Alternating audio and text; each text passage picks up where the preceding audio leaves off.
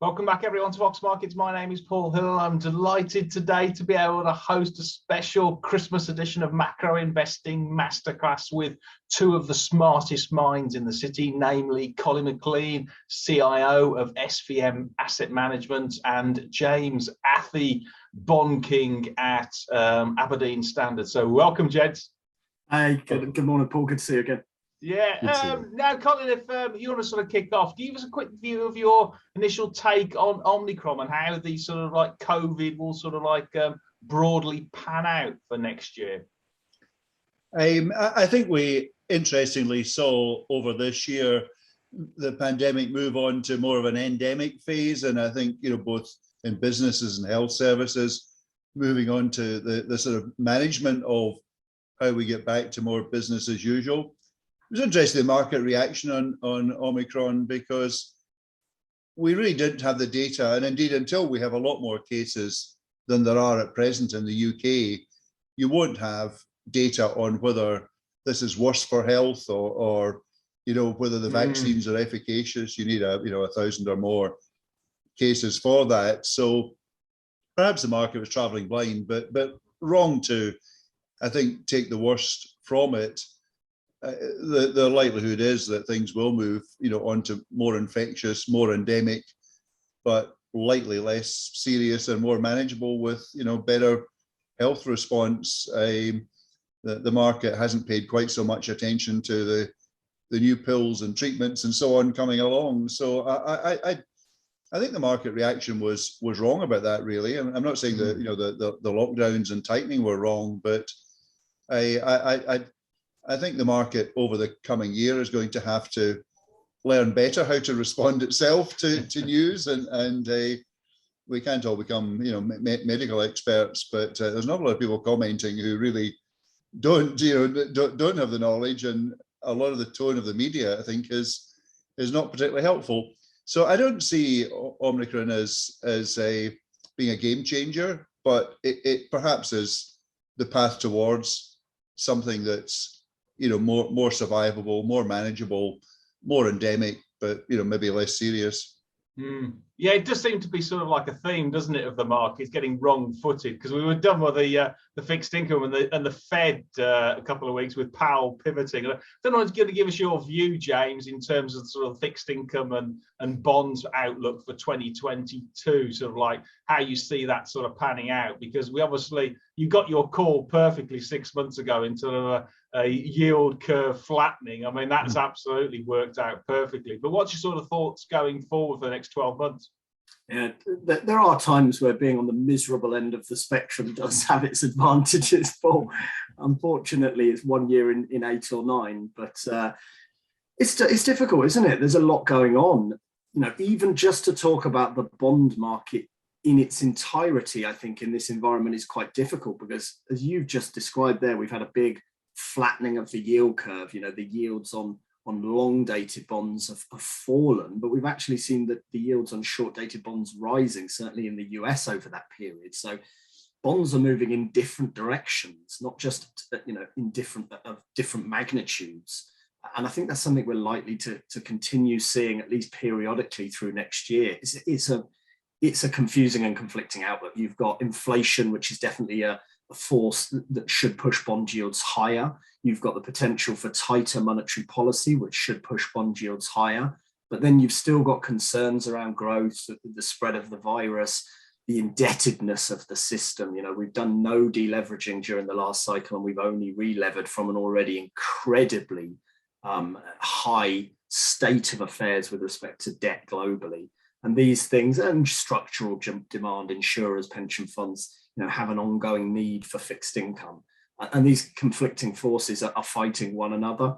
And that leads me to really repeat my call from 6 months ago, which is certainly in the US, I think the yield curve will continue to flatten. I don't know if we get to... Just James, just on that longer end of the curve, can you just take investors, why is that not increasing at the same rate? In fact, it's decreasing, but certainly isn't increasing at the same rate as the front end of the curve, given the inflation outlook is absolutely red hot.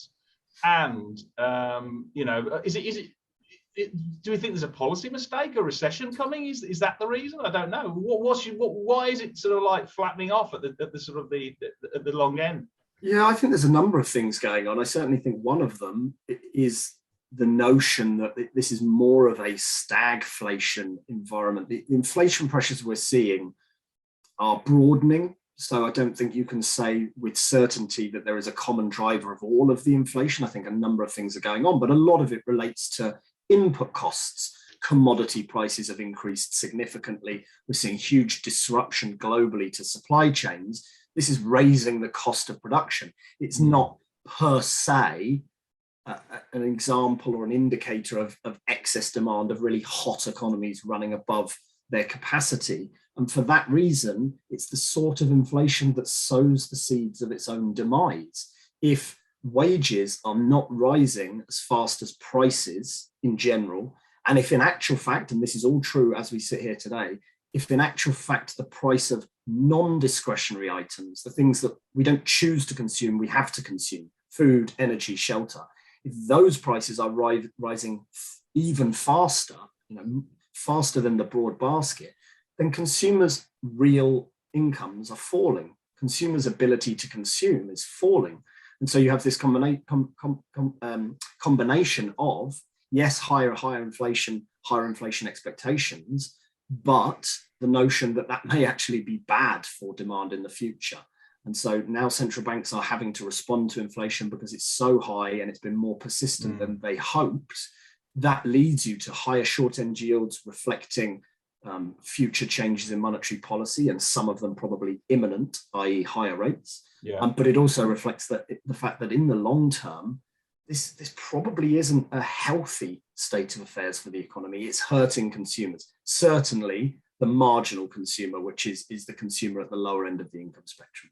Yeah. Now, Colin, I mean, that isn't that reflected in the equity markets. If you look at sort of like analyst expectations for the S&P 500, we're looking at sort of like 8 to 9% EPS growth. I think they're pitching in sort of like $225 per share, sort of like for next year, putting a PE of about 20 on the S&P 500. So not a cheap valuation. So obviously that sort of like, recessionary deflation, well, not deflation, but sort of like, stagflation scenario is not playing out in equities. What's your sort of view in terms of stocks and shares for next year? Because somebody's got to give, I guess.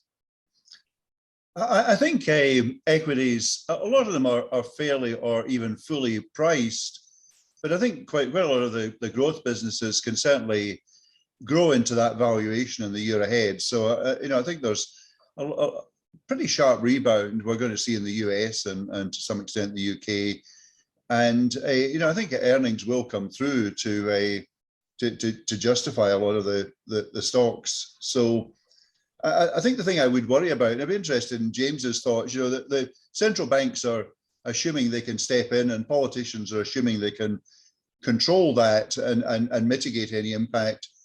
But if the pressure really comes from, say, energy price or the oil price, it's really an exogenous factor that's outside the control of central banks or politicians, and could very well, be the discipline the market gets that, the bond market vigilantes used to do, but it's maybe the oil price that's doing it now.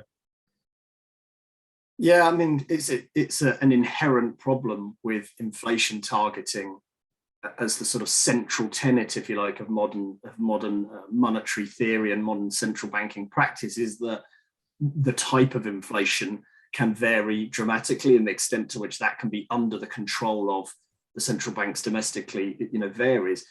It's the same problem we've had for the last 15 years, but just from the other side, which is to say the disinflationary environment that's really characterized the period really post the year 2000 has largely been a function of global supply shock, a positive global supply shock, increasingly outsourcing the production of manufactured goods to low-cost regions and countries, and therefore the marginal cost of those goods falling, and that being passed on to the consumer. There was nothing that central banks could do about that, and yet they spent the last 20 years cutting rates and buying assets in order to try and fight that problem. What we're seeing now really is the flip side. But if we look at the last inflationary period of the 60s and 70s, it was equally true that, oil embargoes and, policies of OPEC, which caused dramatic increases in the oil price and subsequently brought inflation. It was equally true that central banks could not do anything about OPEC policies, but they absolutely could have intervened to head off the second and third round effects as inflation expectations rose, people demanded higher wages, and that wage price spiral sort of went out of control. So yes, it's true that they cannot do anything about the proximate cause if it's commodity driven, but they absolutely can and should be very mindful of the potential for those second and third round effects, which once they are embedded, become that much more difficult to deal with. Yeah, I mean, I think what I've struggled with to a certain extent is that the governments need to gradually deflate themselves out of extreme levels of debt to GDP, and they'll use that through inflation to do that. And it seems though the bond markets believe what the central banks are doing, they'll control inflation, whereas the equity markets seem to be assuming actually they're not. Their objective actually is not to take us 2%. Their objective is 3 or 4%, and that seems to be you're going to get nominal inflation, and hence a gradual reduction in your percentage of government debt to GDP. But I'll be slightly cynical and start with the notion that the equity market often has a slightly rosier view of the economy than the bond market does. There's something inherent in our personalities, I think. Maybe that's why we end up as bond investors versus equity investors. And I'm obviously going to say this as a bond investor, but the bond market is right. The equity market is rarely right. In the years 2007 and 2008, we were dealing with obvious evidence of what turned out to be the biggest financial crisis of 100 years, and the equity market pretty much rallied throughout until it really could not sustain that any further. I think it's really interesting. The equity market is not the economy. And I think what we're seeing, and it's most stark in the US, but it does exist to varying degrees elsewhere, what we're seeing is that listed equities are significantly outperforming the broader economy. And what does that tell me? It tells me that there are issues with competition. We have a lack of broad competition in many, many, many sectors. And even where we have the appearance of competition, it's not effective competition. Airlines are a great example in the US. Yes, there are a number of domestic airlines, but if you're flying out of Atlanta, your choice of airlines is likely to be one because you have a regional player there with a huge hub, and therefore they dominate the slots from that airport. And so effectively, there is no competition for a lot of those routes. And we're seeing this play out across the corporate sector such that you have very wide and very insensitive corporate margins. Even when we've had this huge drop in economic activity globally, corporate margins in the US have remained incredibly well protected, and they continue to be so. That's great for the equity market today and tomorrow. But as a sign of broad economic health in the US, it's a very, very negative sign because the propensity of those companies to save that money and not invest it is huge. And where do you see the sort of the 10-year Treasury based on that, sort of like into sort of 12 months time? Yeah, I was accused by James last time of being very evasive and refusing to have a view. Yeah, exactly. And that's a criticism that is rarely labelled at a man who tends to believe his own hype quite well. So the 10-year is really tough because it's caught between the 2 points. I really like 2-year yields higher. I really like to own duration in the long end. 30-year treasuries is where I have a significant long position. I expect yields there to fall ultimately. The 10 years caught between the two. But the way I start is if at the end of Q1 of this year, the market consensus was broad, everybody had the same view, and it was dramatically positive. Fiscal policy had crossed a Rubicon. It was going to be easy forever. Modern monetary theory, was really playing out in front of us after the Democrats had won the Georgia runoff. You had monetary policy, which was never going to tighten in spite of rising growth and rising inflation. 8% GDP growth forecasts, high inflation forecasts. The 10-year got as high as roughly 1.75. Oh, and of course, vaccines were going to solve the virus and it would just go away. All of those assumptions have proven to be to some degree incorrect, some of them dramatically so.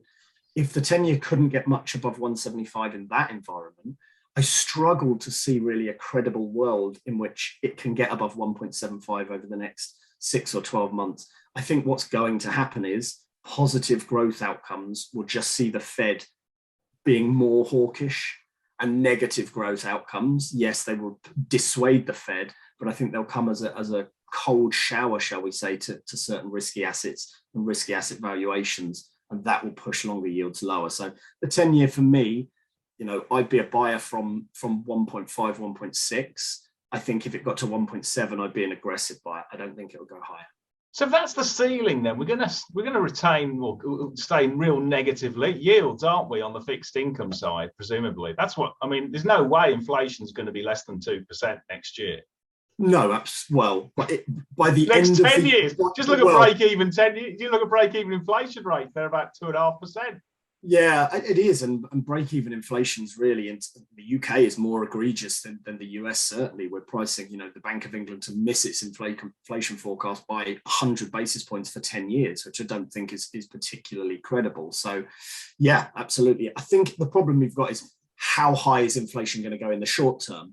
Because even if it starts to fall after that, of course, that will still skew the average higher over a given period. So listen, the understanding of inflation and inflation dynamics is woeful. There is no good empirical or theoretical description of the inflation process. And therefore, with shocks as large as we're seeing at the moment, it's no surprise that we really don't know. I do think it will come down over time, naturally so, but we could still be seeing some really elevated prints for a number of months in 2022. And the Fed will be sensitive to that. And I think we're going to see continual pressure on them to continue this more hawkish policy stance. And in that context, Colin, how do you see the sort of which areas of the sort of the equity markets are you sort of like you like, or which ones you're steering clear of? Presumably, you're not into these Star Trek type valuations over in Nasdaq, but sort of like looking for stocks maybe with pricing power and stuff. How are you sort of viewing your asset allocation for next year? We're still pretty fully weighted in equities. Something of a shift towards a balance of value and growth. So we've certainly added more value and more oil banks into the mix. But on growth, there's still a lot of mid-cap companies with pretty strong growth runways, I think, on their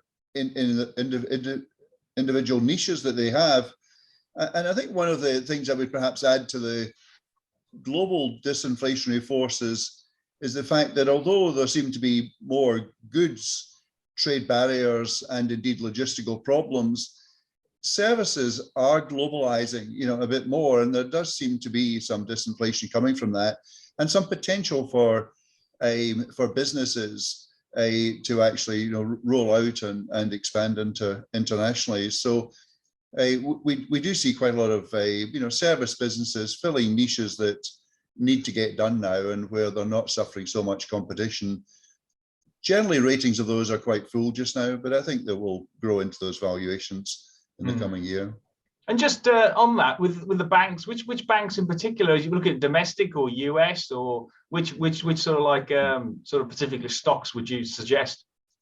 Well, I tend to focus more on the UK ones. We have some Europeans, we've had some Italians, but in the UK, one's exposed to this sort of improving UK economy. Barclays certainly looks cheap there, perhaps for a reason, but certainly on price to book, it's got probably more potential than Natwest, although we own both of those. Yeah, I think Barclays is about sort of 35% discount, but what to book value in terms of the sort of credit cycle, though? How are we sort of seeing that? Do you want to take that one, James? Just in terms of what do you see sort of the credit cycle, corporate credit cycle? Because we've got some interesting things happening in the UK. They've withdrawn the moratorium on sort of like creditor protection, so companies can go bust now in the UK. And likewise, is sort of like if you do see a consumer softening off, which is what you're expecting, are we going to see sort of like the credit cycle sort of like getting tougher? Yeah, there's a lot of moving parts in the credit cycle. One of the most stark observations since the pandemic is how disconnected, the various cycles have become. The credit cycle, the interest rate cycle, and the economic cycle 50 years ago were essentially the same, and to varying degrees that's changed, and since the pandemic it's changed again. We haven't, as I mentioned earlier, seen a deleveraging. We've really seen a releveraging. But what that credit is being used for, I think is a concern, certainly at corporate space. And I think the availability of credit as you move away from large listed corporates down towards the consumer, I think we're seeing already evidence that that passage of credit is really not as smooth or as liquid, shall we say, as you would think in an environment where interest rates are zero. I would have serious concerns that if we're moving into a tighter monetary policy environment, it's unlikely you will see certainly banks as intermediaries loosening their credit standards in such an environment. So I do think we're likely to see increasing pressure on credit. I think some of the moves in recent weeks in financial markets really show that maybe there's a bit of nervousness in equities. There are, I think, some positives for the type of instrument that you're investing in. You participate in the upside for starters, whereas as credit, really, it's a much more asymmetric investment position. You stand to lose everything versus gaining your coupon, essentially. From this prevailing starting point, I think investors are starting to see that a rising rate environment, if that's likely to be at least a part of the 2022 story, and one in which maybe credit standards have already deteriorated and may be tightened, it's not a great time to be investing in credit. So I think it will be volatile. I'm not expecting some huge blow up. I think people will still see yields as attractive in some of the higher quality segments of the market, but I do think we'll see a more volatile credit market next year. And which areas are you looking, James? Is it sort of investment grade or junk? I mean, when we last chatted, the other one which didn't quite go so well, you were exposed, I think you said, to China debt, which just obviously had a bit of a mare. Well, no, I'm exposed to Chinese government bonds, which has been one of the best performing markets around. So yeah, exactly. Apologies. So, no, absolutely no chance would I have been invested in Chinese high yield. That is a bit too rich for my my more your palate. Exactly, my more ponderous, shall we say, asset class. Yeah, I would favour IG over high yield because, again, high yield yields in real terms being negative across markets as a whole, i.e. inflation eating more than your entire yield. This is an unprecedented circumstance. And unlike in treasuries where your default risk is virtually zero, your default risk in the high yield market is significant and must be considered. So you're not being paid to take any credit risk down there. So yeah, higher quality names, essentially kind of government plus at the top end of the IG spectrum, I think will be the safest place to be. But I think you should be comfortable using widening events to sort of risk up a little by just going down the credit spectrum a little bit. But again, not as far as below BBB, not as far as the high yield market for me personally. And anything on the emerging market sort of like investment? I mean, what about Turkey or Ukraine? I would not be investing in Turkey. I think the policy stance there is, to say unorthodox is an understatement, and it doesn't look like President Erdogan is for turning, to quote Lady Thatcher. So no, I think emerging local currencies starting to look interesting because you've had really aggressive tightening cycles from some of the major central banks. So Russia, Mexico, Brazil, amongst others, Chile, Colombia, these guys are all tightening policy and in some cases really, really aggressively. Eastern Europeans similarly. So you're starting to see, I think, value in some of these local currency bond markets. Now, I wouldn't be investing in Brazil. They've got an election at the end of next year. And really, it looks like Hobson's choice. You have Bolsonaro likely to stand. He's the incumbent, not been a successful leader, not been able to corral the Senate. You have Lula, who's a former president and is very left-leaning and has really created this problem with fiscal liabilities that Brazil has. I wouldn't be investing there, but Mexican rates, Russian rates, really like owning those. So potentially... You would put your money alongside Putin, given he's about to invade Ukraine? Essentially, yes. You're a brave man. Well, I think the thing with Russian geopolitical risk is it tends to be a buying opportunity. Right. Okay. I think Putin, has many faults, obviously, but as a strategist, actually, he understands the game very well. I'm not sure what happens in Ukraine. I wouldn't necessarily be adding to risk before Christmas. It's a very tricky and illiquid time. But as a sort of strategic view, Russia has very low debt to GDP. The oil price is nicely elevated and likely to remain so. And obviously a huge amount of Russia's revenue comes from oil and gas. It looks to me to be a much more solid structural story versus the likes of South Africa and Brazil, which have huge challenges. So yeah, Mexico and Russia are like local rates. I think hard currency is more akin to credit. It looks fully valued, and there are definitely some default risks at the low end of the spectrum in EM.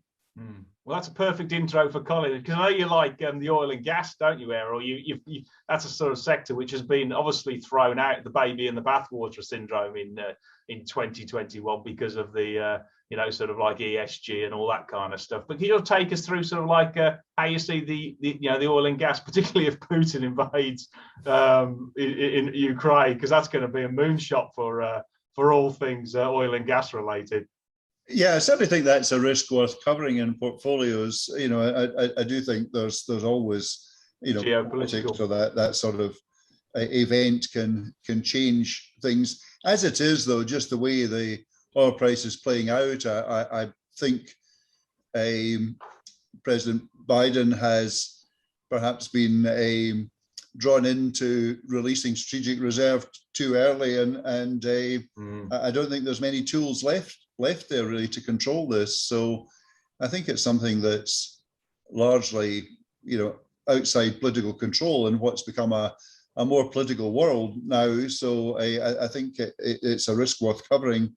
We range from some of the oil majors down to ones like Jadestone Energy and some other specific. They're very cheap, aren't they? They're sort of 5 or 6 times PE for next year, which is just, and dividend yields are sort of 5% as well. Yes, and I think your intro in terms of ESG is interesting. We believe in that and apply it, but I think it's clear now that some of the supply constraints that we've had have been an accelerated and ill thought out energy policy. The UK hasn't really developed its energy policy. We've got Japan with coal and France with nuclear and plenty of others that are not slavishly following this Paris Agreement trajectory. So I think there's a real risk that we'll have to step back from that. So it's causing all sorts of problems. Some of the lack of microchips has delayed production of some of the electric cars, and because the manufacturers have to achieve a mix, then they've had to hold up registrations on diesel and petrol and so on. So it's just flipping over into a whole lot of unforeseen consequences. And I think politicians around the world, but particularly in the West, are going to have to step back a bit from the single issue carbon thing, onto perhaps cutting a bit more slack on oil. I do think I'm actually with you. I do think the oil majors have been hard done by. They've been sort of like painted with the same brush, because if you actually look at their capex going forward, a vast majority of it is actually on clean energy. It's on sort of hydrogen and putting out infrastructure for EV and all that kind of stuff. So if you actually look at it, if you part the legacy, if you just look at sort of future capex, they're probably moving as fast as they can into green technologies for the world's benefit. And so to be painted with this sort of like, dirty fuel basis is actually pretty hypocritical, I think, to a certain extent. Just go on. I was just going to say, I think at the end of the day, the change that's needed for sustainability can't just come from corporates. It really has to come from consumers, and we can't stop using oil. There's no alternatives and lots of transportation at the moment. So it's at a stage where there's not much point in stopping production when there's not alternatives at present. Yeah.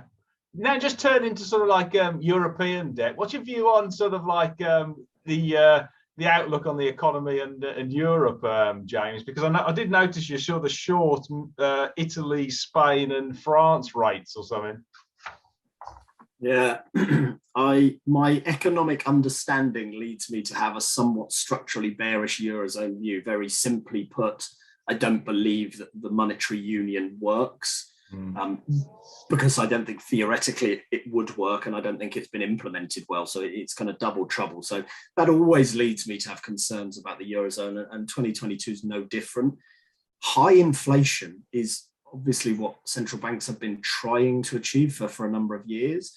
I've long said that the last thing the ECB needs is to meet its inflation target, because doing so removes the cover that it has used to engage in this aggressive and broad asset purchase program, which has entirely been political in nature, keep Italian yields and spreads from truly reflecting the risks of investing in Italy. And so they've suppressed the accurate pricing of risk. But now inflation is elevated. We're seeing political pressure and we're seeing disagreement within the ECB, suggesting that they've got a tricky time ahead. December meeting coming up, we're expecting them to have to make some announcements about the future of those purchase programs. But I think the pressure really will continue through the first quarter, when you tend to get a huge amount of supply. Debt management offices like to try and get as many bonds issued in the first quarter as they possibly can. I think the combination of those is going to really weigh on spreads and yields. And Italy is the most egregious example. Their debt to GDP is 160% and doesn't look like it's coming down. We had one of the rating agencies upgrading their rating this week without even a move to a positive outlook. I cannot comprehend what on earth Fitch is thinking in making that decision. But I do think it really is going to be a challenging time for EGB markets, EGB spreads. And what do you think on the sort of how that's going to play out in the currency markets? Because if you've got a sort of like a more hawkish Fed increasing rates, you've potentially got increases coming through the Bank of England. How's that going to play out between those sort of exchanges between the dollar, sterling, and the euro? The dollar's king. I mean, a unit of Fed liquidity is worth 4, 5, 10 times a unit of non-Fed liquidity. That is to say, we have a dollar system globally. It is incredibly dominant in terms of trade, but to a lesser degree, but certainly in terms of financial flows. So when the Fed is moving rates either up or down, that is a powerful driver and it dominates really everything. So we've been dollar bulls all of this year. We're dollar bulls into next year. The interesting dynamic with the euro, and actually, you know, as a general rule, I'm bearish the euro for the structural reasons I described. We're actually a little bit long the euro at the moment. Why? Well, because somewhat kind of counterintuitively, investors have increasingly used the euro to fund carry trades in FX. You sell the euro, it's negative yielding, and you buy a high yielding currency like the South African rand, and you earn a huge amount of carry for doing so. What that means is in periods of risk off, even though normally you'd expect the dollar to be the strongest currency, you know, the world's reserve currency, we can see the euro having a short squeeze as some of those euro-funded carry FX trades are closed down, they're stopped out on, and you see the euro outperform. We're seeing some evidence of that in recent weeks. I think that might be a feature again in the first quarter of next year, but I happily use that as an opportunity to sell the euro, and I'd be short the euro versus sterling as well. I think, you know, 85 on euro sterling, when, you know, prior to Brexit, that exchange rate was around 70, 0.7. To me, that's still way too much of a discount on sterling for an economy which is far more sensitive, global, open, flexible than the Eurozone economy, and can, I think, continue to benefit from what will still be a reasonably solid growth outlook in 22. Okay, you've definitely haven't sold me euro up to bit some stocks and shares in there, that's for sure. Now, just turning more sort of like to home shores here, Colin. Can you just so I know you quite like the house builders. Again, they've come off a bit just recently, presumably on sort of like fears over the, you know, sort of the health of the consumer going forward. But can you just give us a thesis on the sort of the house builders, Taylor, Wimpey, and Persimmon? I think the UK is accepted, I think, widely as being structurally short on housing. There's a lot of talk about social housing, all sorts of other initiatives, and I think those will happen. But the problem can't really be solved politically without using the listed house builders, the major house builders. So I think the outlook for them, valuations seem fair. They're pretty much unleveraged, good land banks. And so I think we're going to see more special dividends, buybacks. You know, there's going to be quite a lot of cash coming out of these, and they're right in an area where, you know, action's needed. And I'm pretty bullish. I mean, I share James' view. You know, I think sterling is still somewhat undervalued, you know, versus the euro, and I think there's still a lot of negative views internationally, and not least in the EU on the UK, and you know, money to come back into some of our more domestic plays. To some extent, the house builders may not be that much different than, you know, Lloyd's Bank or, you know, the place like that in the UK economy. But I think that in terms of valuation and in terms of the positioning just now in pricing, I think the real wage growth or the pressure on real wages will probably see house price inflation cooling a bit, and so it's maybe, you know, going to be running maybe more like 3% next year against a, you know, input inflation of maybe more like 5%. But we've got strong margins in these companies, so I think they can absorb this quite readily. And yeah, that'd be my only take on Wimpey house builders. They look very good value, and they're paying excellent dividends, and they are sort of, you know, cheap and obviously got structural tailwinds. Would be the actual house prices. We've seen it increasing by sort of like high single digits, even 10% from nationwide last month. And a large part of that is because the housing availability, the housing stock inventory is so short that the demand is just squeezing effectively prices up. But once that becomes more in balance, then we'll get a truer sense of how fair house prices should be, I guess, for next year. Yes, I don't think they're necessarily going to be set by fairness. There's really, pretty tight position just now. They're just needed politically, and much as politicians may dislike the margins, you know, dislike the pay and everything else in house builders, I think they need them as part of the solution. Yeah, politically a difficult issue to solve, given most of your voters own a house, but increasingly that demographic that doesn't is becoming large, and you have to consider more from a political perspective. So I think we might see those policies shifting over time. It kind of raises a question I was going to ask Colin, actually, Paul, if that's okay, just on the UK market, because it still screams so unbelievably cheap, really, on a global basis, and particularly versus the US, which is obviously, you know, very fully valued, shall we say. There is a composition issue with the FTSE 100 in terms of financials, commodity producers, and the like. But I just wondered your thoughts on the kind of index valuation and what you think might be needed to see that valuation just drifting higher in line with some of the other markets. I think it will drift higher. M&A, you know, may help that a bit. You know, we're going to see more of that happening. So, I mean, yes, I share your, you know, sort of puzzlement, you know, over this. It's something, you know, really ever since the Brexit vote has been there and not really quite recovered. But I think there are a lot of strengths in the UK economy, a lot of money, you know, left.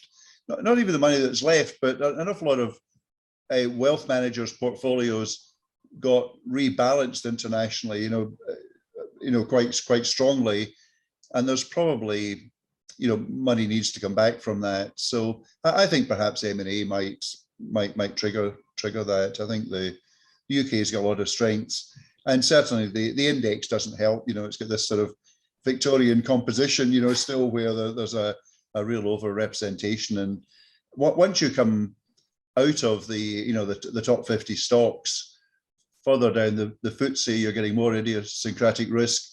And in mid-cap, you know, there's been lots of star companies there and really world-beating strategies and quite a number. You know, it's a very dynamic market there. And I think there's a lot to attract international investors. Just on that M&A theme, Colin, I did notice you've got a sort of like quite an interesting online gaming. We've had obviously acquisitions of William Hill in the past, and we had one of Ladbrokes as well. But you quite like Entain, don't you, and Flutter as well, and that will obviously play into the M&A strategy. It seems as though the barbarians are at the gate knocking on the door from America. Yes, I mean, perversely, and we've seen this in one or two other acquisitions over the last year or so in the UK, say things like Applegreen.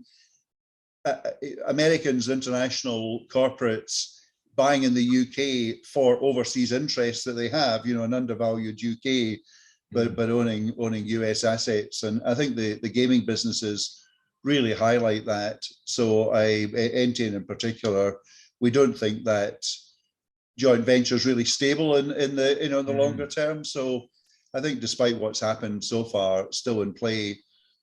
On gaming, there's some negatives in terms of UK review coming up early on, some pressure and restructuring in the Netherlands and Germany. I think beyond that, in the first part of the year, I think quite a lot of that's priced in. I think we'll see some very attractive strategic positions in the US, get increasingly valued by perhaps other US investors. So some of the most attractive companies for M&A are ones with strong overseas assets that are undervalued in a depressed UK market, I think. Well, they're particularly deregulating, aren't they, online gaming in the US, and that's the sportsbook, FanDuel, and people like that are absolutely having a field day.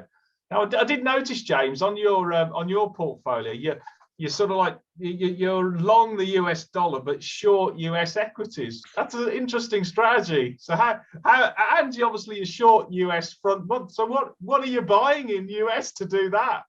The long end, so 30-year Treasury, certainly. Yeah, I'm amazed it's taken this long to get to my short US equity call. I thought that might be sort of like, a point of ridicule.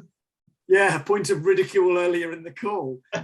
If for those who still have some belief that the equity market is a perennial money-making machine and can never go down because of either the omnipotence of central bankers or just the inevitability of economic growth, then pair short US equities with long UK equities, for example, long Japanese equities, where I think prevailing valuations are more reasonable. But I just think next year is a year of this year was a year of loosening, next year is a year of tightening. Fiscal policy will be tighter, monetary policy will be tighter. I don't think growth will be as good or as consistent or as smooth as markets are hoping. That's a tricky environment for risky assets. And I think US equities, as the most overvalued of the global markets, but relative to all of history as well, they look hugely rich. I just think that 2022 might be the year that some of that froth comes out.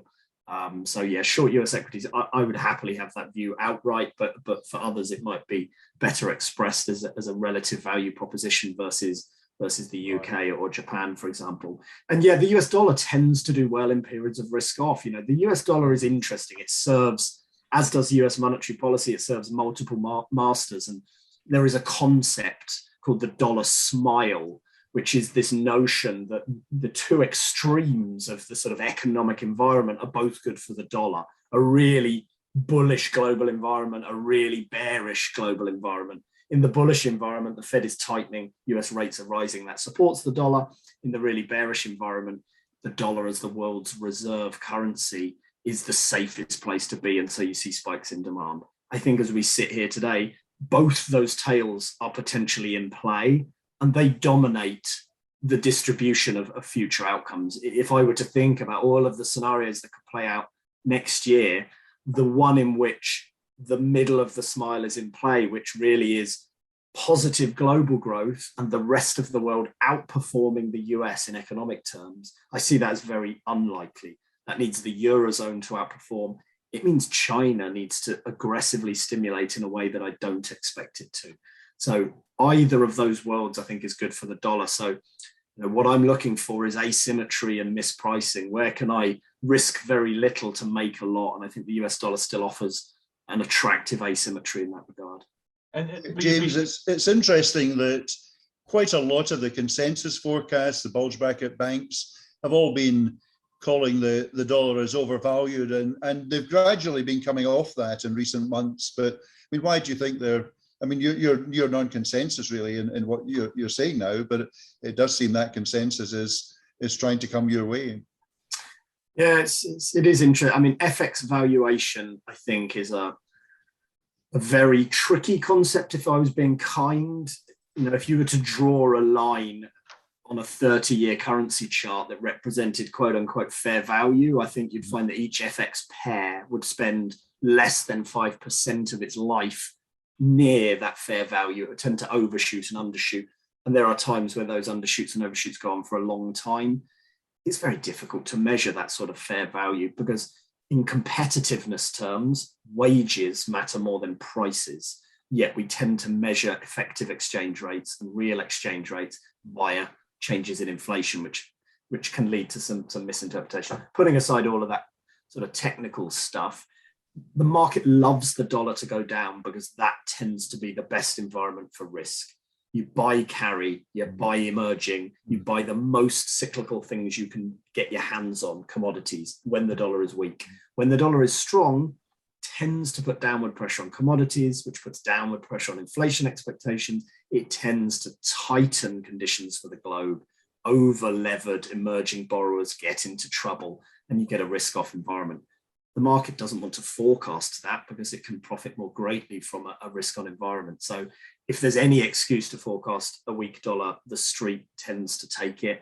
I think the thesis at the start of this year was just poorly constructed, really was poor. I thought the strong dollar argument was very weak at the start of this year, and thus it has proven. Well, if we get a strong dollar and sort of tighter conditions in the States, then that's going to presume a bit of a dead weight, isn't it, for the whole of the world economy out of the States? So we may have recessionary conditions, or certainly a lot less stronger conditions. I did notice actually there was two estimates for GDP for this year in the UK which came out. You had I think it was the CBI saying 5% expected for GDP, but you also had EY saying, I think it was half that, sort of 2.5% for next year. So there isn't really that much consensus at the moment, but hey, we'll wait and see. So much sensitivity to assumptions that are really difficult to have certainty around, accumulated savings and the extent to which they will be spent, and the behavior of businesses in terms of investment, I think, are the biggest unknowns and really difficult to have a strong view on. Yeah. And then just finally then, Colin, I know you quite like the sort of the asset managers. Probably you could, given you own one, but you've got Man Group, etc. that you're quite interested in. I mean, there's been so much M&A in that area. Every single day there's an announcement of sort of an asset manager being sort of acquired to consolidate and to beef themselves up. So how are you seeing Man Group next year?